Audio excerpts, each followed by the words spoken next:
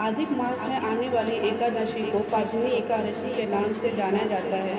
यह 3 साल में एक बार आती है। मान्यता है कि इसका व्रत रखने से व्यक्ति को कई तरह के पापों से मुक्ति मिल जाती है। इस दिन व्रत रखने के साथ साथ कथा का पाठ भी जरूर करना चाहिए। यहाँ पढ़े पद्मिनी एकादशी की कथा। पद्मिनी एकादशी व्रत कथा। युधिष्ठिर ने पूछा, भगवान, अब मैं श्री विष्णु के उत्तम व्रत, जो सब पापों को हर लेने वाला तथा व्रत मनुष्यों को मनवांछित फल देने वाला हो, श्रवण करना चाहता हूँ। जनार्दन, पुरुषोत्तम मासिक एकादशी कथा कहिए। उसका क्या फल है और उसमें किस देवता का पूजा किया जाता है? प्रभु, किस दान का क्या पुण्य है? मनुष्यों को क्या करना चाहिए? उस समय कैसे स्नान किया जाता है? किस मंत्र का जाप होता है? कैसे पूजा विधि बताई गई है? पुरुषोत्तम मास में किस अन्य भोजन उत्तम है? भगवान श्री कृष्ण बोले, राजेंद्र, अधिक मास में आने पर जो एकादशी होती है वह कमला नाम से प्रसिद्ध है। वह तिथियों में उत्तम तिथि है।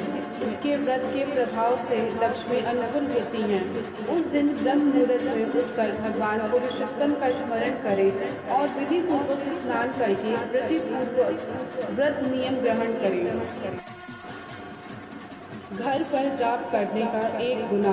नदी के तट पर गुना गौशाला में सुहागपुर अग्नोत्री ग्रह में 1100 गुना, शिव के क्षेत्रों में तिथियों में देवताओं के निकट तथा तुलसी के समीप और भगवान विष्णु के निकट अनंत।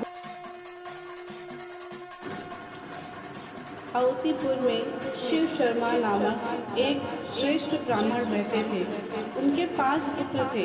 इसमें जो सबसे छोटा वह पापचारी हो गया। इसलिए पिता और स्वजनों ने उसे त्याग दिया। अपने बुरे कर्मों के कारण निवर्सित होकर यह बहुत दूर वन में चला गया। योग्य से एक दिन वह तीर्थराज प्रयाग जा पहुँचे। भूख से दुर्लभ शरीर और दिन भूख लिए उसने त्रिवेणी में स्नान किया। फिर भूख से पीड़ित होकर वो वहाँ मुनियों के आश्रम खोजने लगा। इतने में उसे वहाँ हरिमित्र मुनि का उत्तम आश्रम दिखाई दिया। पुरुषोत्तम मास में वहाँ बहुत से मनुष्य एकत्रित हुए थे। आश्रम पर पापनाशक कथा करने वाले ब्राह्मणों के मुख से उसने श्रद्धा पूर्वक कमला एकादशी की महिमा सुनी, जो परम पूर्णिमाई तथा भोग और मोक्ष प्रदान करने वाली है। जय शर्मा ने विधि पूर्वक कमला एकादशी की कथा सुनाकर उन सबके साथ मुनि के आश्रम पर ही व्रत किया। जब आधी रात हुई तो भगवती लक्ष्मी उनके पास आकर बोली, ब्रह्मांड, इस समय कमला एकादशी व्रत के प्रभाव से मैं तुम पर बहुत प्रसन्न हूँ और देव श्री हरि की आज्ञा पाकर वैकुंठ धाम से आई हूँ। मैं तुम्हें वर दूंगी। ब्राह्मण बोला, माता लक्ष्मी, यदि आप मुझ पर प्रसन्न हैं तो व्रत बताइए, जिसकी कथावृता से मैं साधु ब्राह्मण सदा संलग्न रहते हैं। लक्ष्मी जी ने कहा, ब्राह्मण, एकादशी व्रत का महत्व श्रोताओं के सुनने योग्य सर्वोत्तम विषय है। यह पवित्र वस्तुओं में सबसे उत्तम है। इसे दुख का नाश तथा पुण्य की प्राप्ति होती है। अतः इसका यल पूर्वक श्रवण करना चाहिए। उत्तर पुरुष श्रद्धा से युक्त हो या एक आधे श्लोक का पाठ करने से भी करोड़ों महापातकों के तत्काल मुक्त हो जाते हैं। जैसे मासों में पुरुषोत्तम मास, पक्षियों में गरुड़ तथा नदियों में गंगा जी श्रेष्ठ हैं, उसी प्रकार तिथियों में एकादशी तिथि उत्तम है। समस्त देवताएं आज भी एकादशी व्रत के लोभ से भारतवर्ष में जन्म लेने की इच्छा रखते हैं।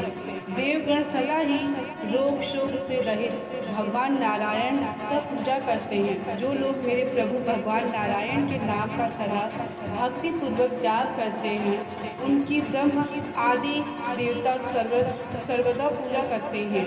जो लोग हरि के नाम जप से संलग्न हैं, उसकी लीला कथाओं में, कीर्ति में तत्पर है तथा निरंतर श्री हरि की पूजा में ही प्रवृत्ति रहते हैं। वह मनुष्य कलयुग में कृतज्ञ हैं।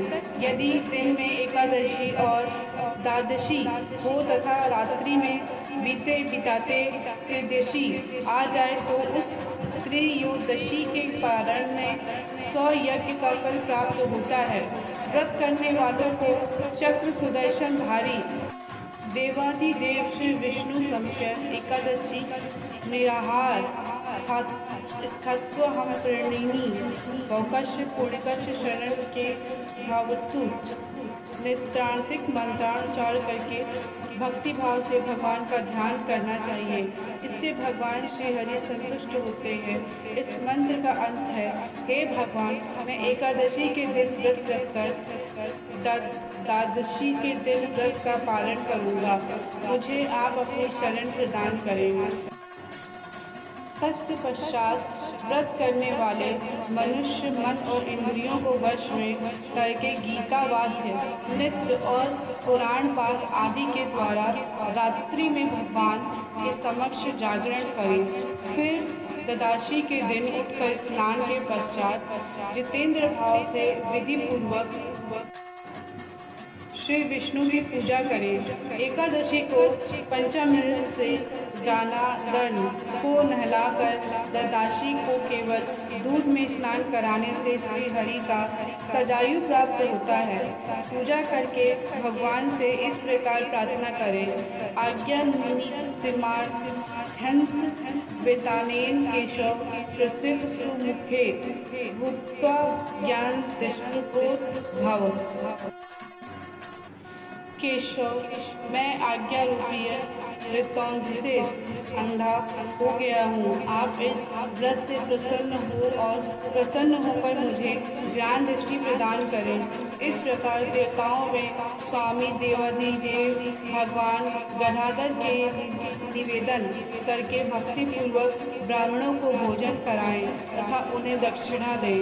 उसके बाद भगवान नारायण के शरणागत होकर बलिदेश्वर देव की विधि से पंचामहायज्ञों का अनुष्ठान करके स्वयं मौन हो जाएं। अपने बुद्ध बंधुओं को के साथ भोजन करें। इस प्रकार जो शुद्ध भाव से पूर्णमय एकादशी व्रत करता है वह पुनर्वृत्ति से रहित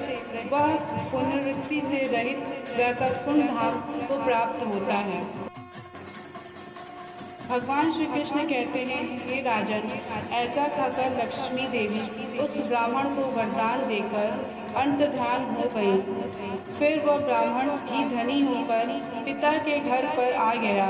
इस प्रकार जो कमला एकादशी का उत्तम व्रत करता है तथा एकादशी के दिन इसका महात्म्य सुनता है वह सब पापों से मुक्त हो जाता है।